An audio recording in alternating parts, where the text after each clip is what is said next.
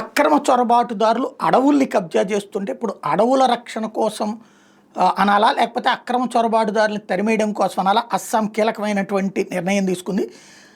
పైకాన్ ప్రాంతంలో టోటల్గా 711 హెక్టార్లు అడవి ఉండాల్సి ఉంటే అందులో 138 హెక్టార్లు అక్రమంగా ఆక్రమణలకు గురైంది.